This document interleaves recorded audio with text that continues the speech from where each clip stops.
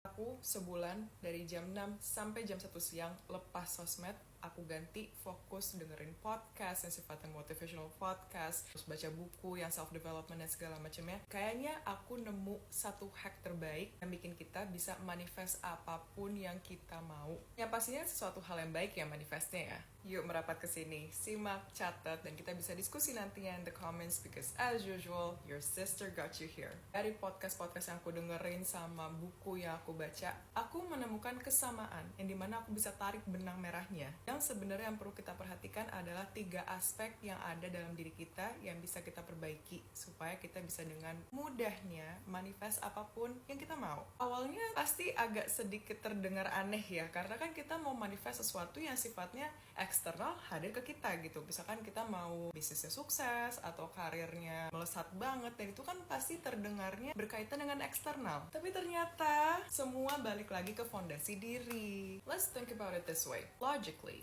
when you manifest something that you want, it is something greater, bigger. Tapi sebelum mikir ke sana, coba perhatiin apa yang bisa kamu improve dalam diri kamu sendiri. Dengan apa? Melihat 3 aspek, mind, body, and soul. Itu yang aku tangkep dari kunci orang-orang bisa sukses. Gak cuma orang yang emang udah dasarnya come from the wealthy family. No, ini orang yang bener-bener start dari nol and then become successful and then they share it on a podcast. Kesamaan yang aku denger adalah yang ketiga hal itu. Connect yourself with these 3 things, mind, body, and soul. Kita bahas bareng-bareng ya. Satu aspek yang paling penting yang menjembatani 2 hal yang lain, yaitu mind.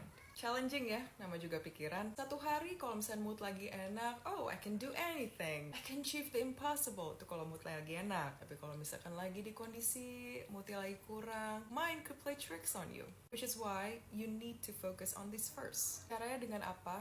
Journaling, meditasi. Jangan apa semua di-repress dalam diri. We cannot control everything. We cannot even control our mind sometimes. Makanya dari itu pentingnya kita menumpahkan emosi kita dalam journaling. Or if you can afford therapy, go to therapy. If you can't even resolve your emotions, go to a professional help.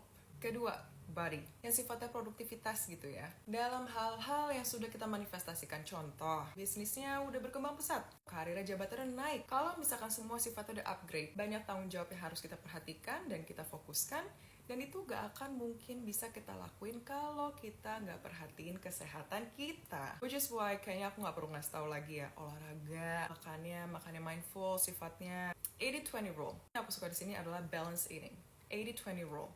Makan yang sifatnya sehat 80%, 20% yang sifatnya happy. That is why I always do to keep myself happy and healthy. Yang ketiga, yang menjadi core untuk bisa menjadi fondasi ketiga aspek ini, kalau tadi kan mental sifatnya menjembatani, tapi kalau ini sifatnya core, yaitu apa? Soul. I'm a Muslim, ibu aku tuh selalu ngomong sama aku, kamu ada banyak pengennya. Kuncinya sebenarnya cuma satu, perbaiki ibadah kamu, perbaiki sholat kamu. Dan yang aku suka kadang di sini adalah bukan tugas kamu untuk mikirin gimana caranya. Kamu cuma bisa mimpi-mimpi doang, terus kayak gimana ya gue bisa merealisasikan yang tadi cuma mimpi bisa jadi kenyataan, dan gimana caranya? Enggak. Involve God.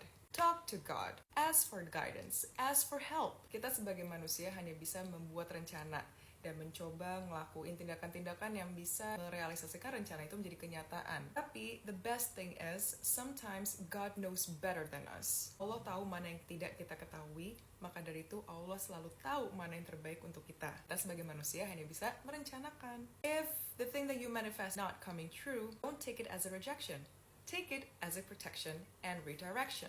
Makanya pentingnya punya rutinitas pagi, rutinitas malam yang berfokus kepada 3 aspek ini. Mungkin terdengar simpel awalnya, dilakuin di seminggu pertama, tapi kadang yang menjadi challenging partnya adalah stay consistent. Makanya kadang kalau aku udah mulai kayak, aduh males ya apa, I always ask myself, how badly do you want this? How badly you want your dreams to become reality? Because if you're not serious about it, then it is not your priority. As simple as that. I hope this helps. Dan seperti biasa, let's go discuss in the comments.